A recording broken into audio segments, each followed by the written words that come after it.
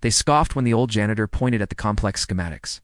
The head engineer, barely 30, shot him a condescending look. "Sir, please step away from the console," he said, his voice tight with panic. The other technicians in the control room ignored him completely, their faces pale as they stared at the cascading error messages. The new experimental reactor was in critical failure. But the old man wasn't just a janitor. His name was Dr. Elias Vance. 20 years ago, he'd been the lead architect of this entire research facility, a titan in the field of nuclear engineering. After his wife passed, he'd sought quiet solitude. He's taken a menial job to stay close to his life. It's work without the crushing pressure of command. He spent his nights polishing the floors he designed, a ghost in his own machine. At 2:13 a.m., the coolant systems began to fail. Alarms blared as containment pressure started dropping exponentially. The young team, reliant on modern diagnostics that were now corrupted, was flying blind.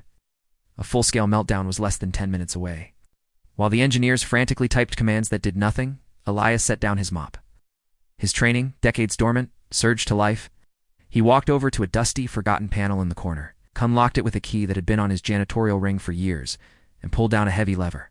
It was an analog override, a manual bypass he himself had designed as a last resort system so old it was on any of the new digital charts. With a deep groan of metal, the auxiliary reservoir engaged, pressure stabilized. The alarms went silent. The next morning, the facilities board didn't see a savior. They saw an hourly employee who had bypassed security protocols and tampered with sensitive equipment. Elias Vance was fired on the spot for gross insubordination, escorted out of the building without his final paycheck. But the young head engineer, humbled and ashamed, couldn't let it go. He pulled the old blueprints from the archive and saw the override system. With a handwritten signature at the bottom, E. Vance. He took his findings to the facility director. "A janitor," he stammered. "He didn't break protocol." He wrote the protocol. The director's face went white. He convened an emergency hearing. "You terminated the one man who could save this facility because he did and fill out the proper paperwork?" He thundered at the HR manager.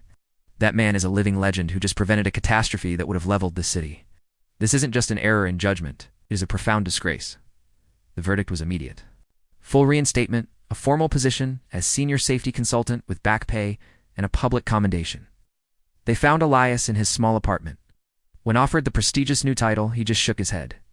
"The title doesn't matter," he said quietly. "Just make sure the kids in the control room know how that bypass works."